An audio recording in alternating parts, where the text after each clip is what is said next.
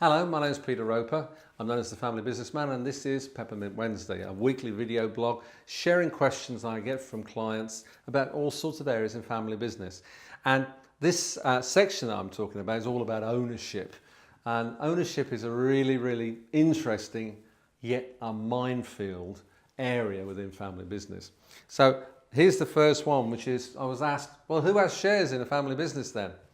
Now, I've talked before about the fact that you really do need to understand this process before you go to professional people such as accountants and solicitors. They will fire questions like this at you, but you know what? You're on the clock with them. So to save money, time and effort on both sides, think this through before you see them, and life will be a lot quicker and easier all around. You need to be very clear about, in a family business, who has shares. Well, okay, here's a question. Is it just family?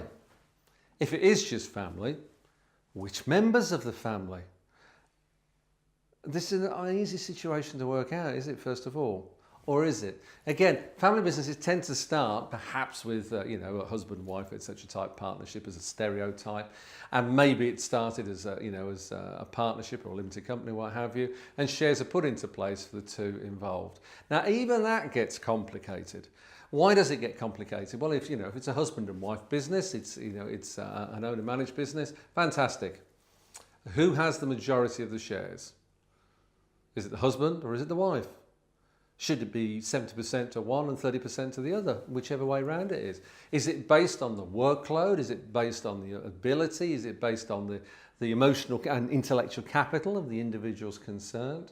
The thing is, you need to think this through, and the reason why you need to think it through is that the legal beavers particularly will say to you, you need to think it through preferably before you do anything, otherwise we're going to be very expensive for you because unfortunately you two have fallen out and decided to part company, and all of a sudden there's an issue of who owns the shares and what does that mean, and what does that mean for that family business.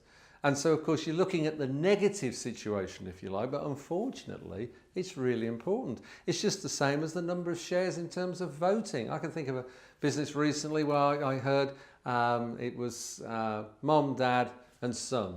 Third. Fantastic. That means two out of the three people can vote and get a result. Well, that means what? Well, that means 99 times out of 100 that the husband and the wife in that situation will vote together. That's not good news for the son, particularly if he's growing the business and they are actually kind of sitting back and taking it easy. So you see, shares are important. And then there's another thing, not just family business, family members in the business. What about the employees? How about thinking about this even when you first get a business going? Are you going to get employee ownership into the business in the early stages? Sometimes it works very well and can absolutely encourage the business to grow. But it depends on what the culture is. We all remember the dot-bomb culture of some years ago where everyone was being paid in buttons, i.e. shares, on the belief this company was going to be sold for a couple of million, they were all going to be rich. Fortunately, most of those companies bombed and they made nothing and were very resentful. Likewise, you can have employees that come into the situation on a very long-term basis and then therefore makes life a lot better. In the UK, John Lewis partnership is the most obvious example of how that's working effectively and efficiently, where everybody's a shareholder and they're all winning. Their bonuses are based on it, their abilities are based on it. So actually it can be very good. So thinking about those share options makes sense. But also when you've got employees, what happens if they leave? I mean, I'm sure you will always think that nobody will ever leave you, but of course the reality is that they leave all the time for 1,000 reasons. And so you've given them shares, what happens then? Do they lose their shares, or do they keep them but they lose voting rights, or did they ever have voting rights? You see, I know that you're probably listening to this thinking, I just want to get on with my business, but this is your business. This is really important. You need to think through what fits and works for you. Then get formal advice. Don't do it the other way around. You'll take 3 times as long and it will cost you more money probably. And even if it doesn't, it'll certainly cost you more in time. Think about what it is you want to achieve with the family business.